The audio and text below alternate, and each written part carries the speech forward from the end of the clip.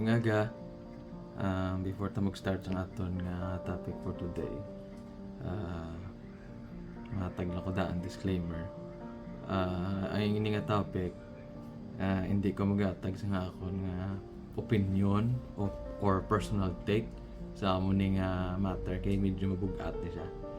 Ang ako lang di is mabasa ta sa Bible kung ano ang ginahambal sa Ginoo kag ang ginahambal ng Kristo sa amon nga specific matter. Kay bugat siya po. Kabudlay bala nga maghatag sa aton opinion kag sa aton nga take sa isa ka bagay. Kay actually hindi man na siya importante mo. Ang importante kung anong ginahambal sa Ginoo kag ano ginatudlo ni Jesus sa aton, amo na siya ang importante.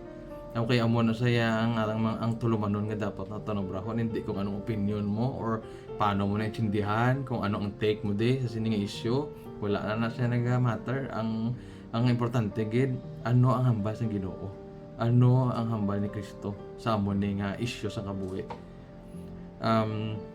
Ini nga issue medyo mainit na siya. Init pa niya sa tinapay sang bread bites. Kumusta da sa mga taga bread bites ning aga. Daw hot pandesal nila, mainit-init kag manami. Sa nagligad ng mga inadlaw, mga sinimana siguro, may nag-agi sa ako nang wala about sa sining topic nga sa una gina-scroll ko, grabe naman damo nga nagrabay do, sing ko grabe ka kadamo sa mga naghatag ng opinion, naghatag sa ilatik, an mambal mo di, do kadamo lang gid. Do sa kadugayon ko nga basa do nagsakit ang akong mata. Kay grabe ang mga opinion kag mga ano bala, mga ang take bala sa mga tao kat sari-sari matayas ang gindak-an, sari-sari sang ginapatihan. Ang duwa ka bagay nga do nagsakit gid yang akon nga mata. Kay actually ang aton nga topic is about divorce. So ang duwa gid ka parte ka sakit sa akong mata is ang divorce ko no is pulong ni siya nga halin sa yawa kag kumbaga pa demonic teaching ni ko no ang about divorce. Tapos isa ni ko no sa amo ni ko no ang magiging rason nga damo ang maguba nga pamilya diri sa Pilipinas. Ang amo ni kung i-allow ang divorce. Okay. Grabe kasakit sa mata, kasakit sa dalunggan sa mga amo na bala nga mga opinion. Pero mabasa kita sa Bible, okay, para mabalaan ta kung ano gid, ano ang inhambal ni Jesus about sa divorce. Abi basahon tabi ang Bible abi. Basahon tanang pamatian tabang inhambal sa Ginoo paagi kay Jesus kung ano ang tudlo niya parte sini. Kaya actually harin sa Bible mo. Gingamit pa ni sa gani sa mga Pariseo nga test. Subong pure Ilonggo ta, wala English. Basahon ta ni sa hiligay noon para maintindihan tagid kag mahangpan tagid kag maano tagid la ma-express tagid. So before ko magbasa sang isa ka natabo diri sa Mateo 19, may mga verse kundi nga about sa pulong sang Ginoo bala sa ginhambal ko kag nga ang opinion ta wala nagamatter, ang kung anong ginhambal sang Ginoo amo na ang gamatter kaya amo nang importante diri sa Mateo 11:28. Ang hambal ni Jesus, palapit kamo sa akon, tanan kamo nga ginabudlayan, kag ginabugatan, kay papahawayon ta kamo. Magsunod kamo kang magpatudlo sa akon. Si Jesus ni nga gambala, kay mabuot ako kag mapainubuson. Makapahuway kamo kag ang akon mga sugo mahapos nga tumanon kag mamag-an lang ang akon ginapahimo. Amo ni ginambal ni Jesus. Tapos ang isa pa gid ginhambal niya dire sa John 14:15, kung ginahigugma ninyo ako, tumanon ninyo ang akon nga sugo. Kay hambal niya di ba, mahapos ang iyang mga hapos tumanon ang iyang mga ginasugo. Ang about naman dire sa opinion ta sa Bible, kung ano aton take, ano aton interpretation sa amon ning verse, sa amon ning chapter. So amo na niya sa ako no sa 2 Timothy chapter 3 verse 16. Ang bug-os nga kasulatan ginsulat paagi sa gahom sang Dios. Tanana from Old Testament and New Testament. kag mapuslanon sa pagtudlo sang kamatuoran, sa pagsabdong sang sala, sa pagtadlong sang sayop, kag sa pagtudlo sang matarong nga pagkabuhi. So may ara nga may mga ara bilang nga daw ka sounds familiar na siya, like magamit sila sa makuha sila Bible verse, ibutang nila sa i-post nila, tapos tagaan nila sa ila opinion, amo nila take, amo nila interpretation. So kung ila na iya, pero when it comes naman nga sa aton diring istoryahan, wala na diya opinion, hindi ko magatag opinion ko, hindi ko magatag kung anong take ko di. Purely mabasa lang ta sa unang hambal sa Ginoo ug sa hambal ni Kristo. Kadto tabla sa Mateo chapter 19. Ang pagpanudlo ni Jesus parte sa pagbulagay sa mag-asawa. Oh, klaro no adi de. Awat ako nabasahan yun pero gina-encourage sigid ka mo. Basa ka mo bala sa Bible kay ginambal bala sa Timothy chapter 3 verse 16 nga ang bugos nga kasulatan ginsulat pagi sa gahom sang Dios, kumbaga pa God inspired siya. Mapunuslanon sa pagtudlo sang kamatuoran, pagsablong sang sala, kumbaga pa i-correct yang sala nga mga opinion, pagbati nga mga na-indoctrinate bala sa imo nga amo to, kag pagtudlo sang matarong kapag pangabuhi direta ni tanan makuha sa Bible. So balik kita pagkatapos sang pagpanudlo ni Jesus sadto nga mga butang, naghalin siya sa Galilee kag nagkadto sa mga lugar nga sakop sang Judea sa tabok sang suba sang Jordan. Madamo nga mga tawo ang nagsunod sa iya kag ginpang-ayon niya sila sa ila mga masakit, kumbaga panang-ayon ni siya sang time. Tapos diri nga part karon may mga Pariseo nga nagkadto man didto sa iya sa pagtilaw, kumbaga pa i-test nila si Jesus kung abi kiti na intriga sila guro nga grabe gapang-ayon ni siya mga sakit to na ti i-test tabi kung tuod di sa hindi. Sa iya nagpamangkot sila. Tugot bala sa kasuguan nga bulagan sang lalaki ang iya asawa sa bisan anong kabangdanan. Nagsabat si Jesus, wala bala kamo nakabasa sa kasulatan nga sang ginsuguran ginhimo sang Dios ang tawo nga lalaki kag babayi. Pagkatapos nagsiling ang Dios, amo ina ang rason nga bayaan sang lalaki ang iya amay kag iloy kag mag-upod sa iya asawa kag sila nga duha mangin isa. Ginagamit ni sa magkasal, ginabasa ni sa sang pastor or sang pare. Hindi na sila duha kundi isa. Gani hindi dapat bubulagon sang tawo ang ginisa sang Dios. Liwat nagsiling ang mga Pariseo sa iya. Nga nagsiling si Moses nga pwede bulagan sang lalaki ang iya asawa basta hatagan lang niya sang kasulatan sang pagbulagay.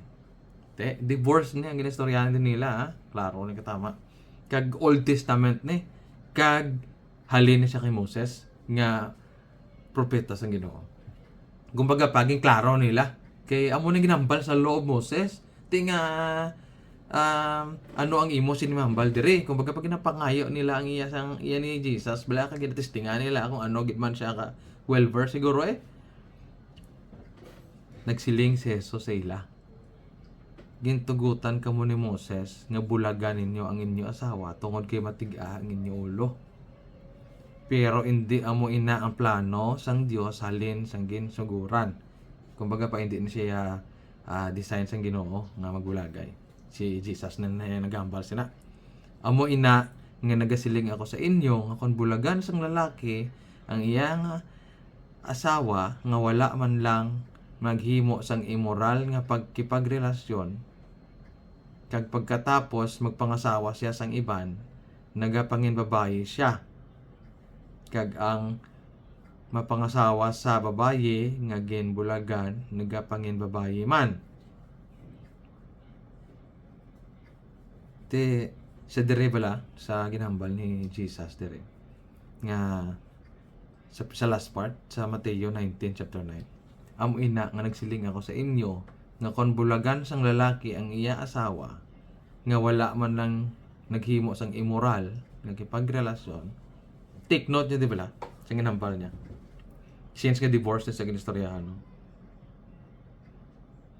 Kung bulagan sang lalaki ang iya asawa nga wala man lang nahimo sang immoral nga pakipagrelasyon. Kumbaga pa naghatag di siya sang like exemption. Kay kabalo ka mo ang divorce ng blano nga topic. Kadamo sini sang mga like amo ni guro nga ang iba nagambal sila bla nga makaguba ni sang relasyon. Kay ti siyempre amo na bala ang iban ginasakit ko bisang akon nga bana, ginasakit ko sang akon asawa, or grabe na gid mga amo na bala nga mga senaryo common man nakatama mga amo na ang mga rason. Pero klaro diyo ang ginambal sa Ginoo nga bali Jesus nga nagasiling ako sa inyo nga kung bulagan sang lalaki ang iya asawa nga wala man lang naghimo sang immoral nga pakipagrelasyon, kamo bla nagpamati kamo subong. Una-unaan yun na simple lang nakatama ang ginambal ni Jesus da. Hindi na kinahanglan i-interpret or tagaan ko pas nga ako niya nga personal opinion. Basahan nyo lang ilunggo na bukaran yung Bible nyo, basahan nyo kag pangamuyuin nyo kung ano ini ang ginambal sa Mateo 19:9 ang ginambal ni Jesus nga may exemption de nga kung bulagan niya ang iyang asawa outside sa rason sang pakipagrelasyon sa iban, kumbaga pa adultery. So sa diri lang verse makita mo din mo kung ano ang ginatumbod ni Kristo, kung anong gusto niya di ipaupod nga about sa divorce, about sa pagbulag nga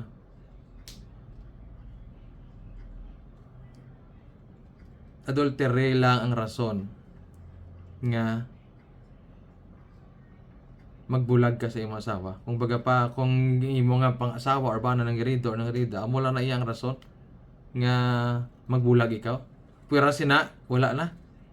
Biskan pang ginasakit ka da or ginhambalan ka da sang lain or ginapalayas sa inyo balay, hindi na siya rason nga magbulag.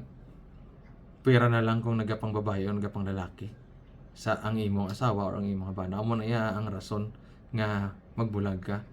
Ti damo pa man ko ti amo na bala nga ti nga mabulag gid amo na may mga intervention sa damo ni saya kinahanglan nga obrahon bag-o ka mag-abot sa amo nga desisyon. Pero dire sa pulo nga ginambal sa verse 9, klaro diha katama, hindi na nga naton ni interpret pa or tagaan sa aton personal nga opinion. Kay klaro naman na di katama. Kung anti-divorce ka or pro-divorce ka, it doesn't matter. Kaya ang Ginoo naman na nagambal, si Kristo na nagambal, o pwera lang sang adultery. Amo na, hindi pwede nga magbulag ka, pwera sang adultery. Te, pumangkot, ginaalaw gid man ang pag-divorce or hindi. Ti basaha lang liwat again. Basaha liwat ang ginambal ng Ginoo, jutay lang na nga jutay lang na pag-analyze kapag insindi. Simple lang nakatama. Hindi ta na pagpa-komplikaduhon pa kagwaan pagit sang other nga mga verse kung diin pagit mga kay ara naman si Jesus naman ang nagambal. Gin pamangkot na sa very practical, simple nga question kag very practical ang sabat niya.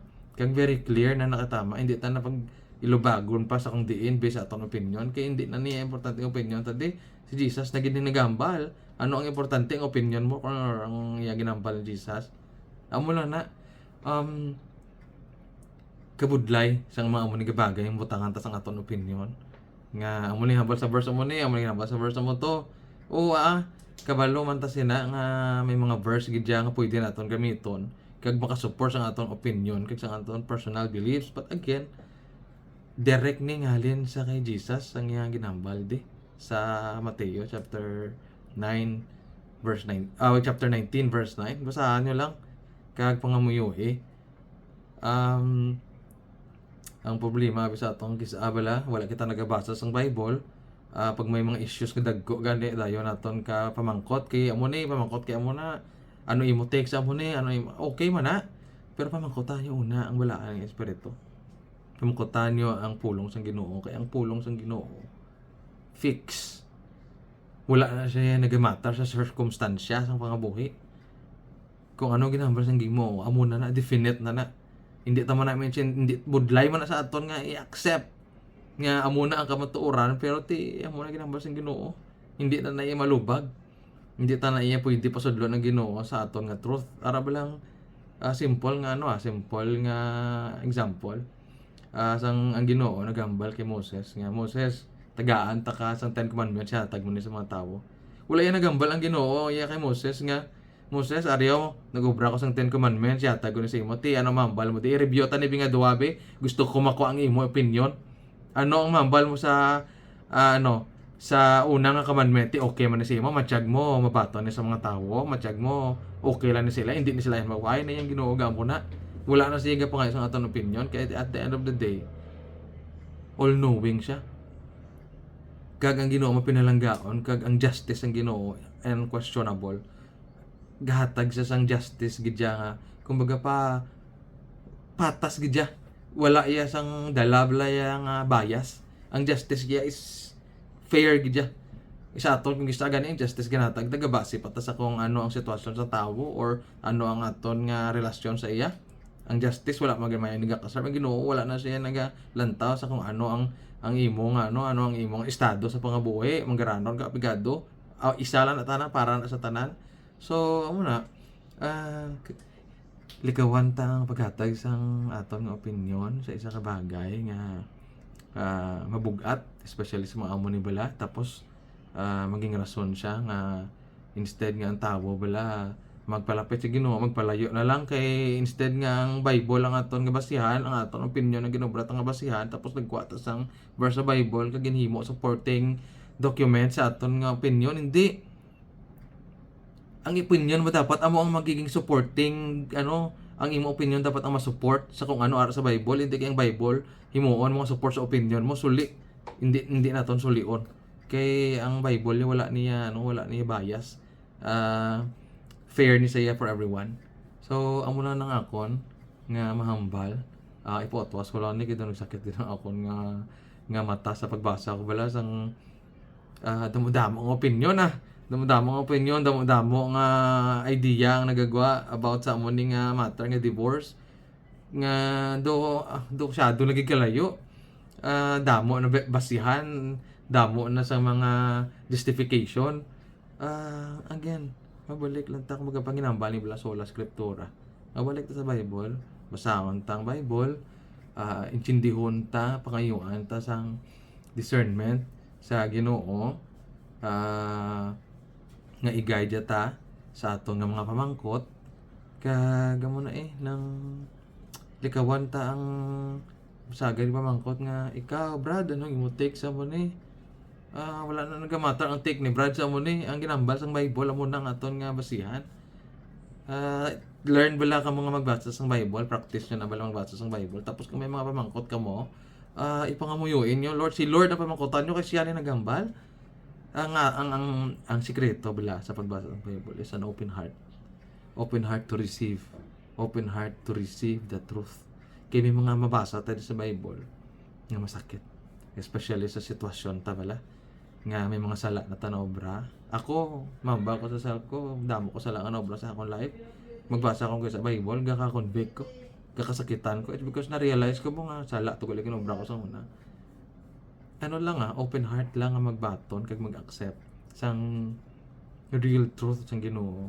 Kag kung makita mo na nga sala gali, kayo amo na. Hindi na naiya naton ipakigbato pa sa iban nga amo gid niya nga akon nga nabasa sa Bible, amo gid niya nga akon nga pag-insindi sini. Imo lang na pag-insindi, pero ano gid ang totality sina. Amo na ang nagamatter, hindi kung ano pag-insindi mo, kay wala na hindi basihan sa Ginoo ang pag-insindi mo, but kung ano ang ginhambal niya sa pulong niya, amo na. So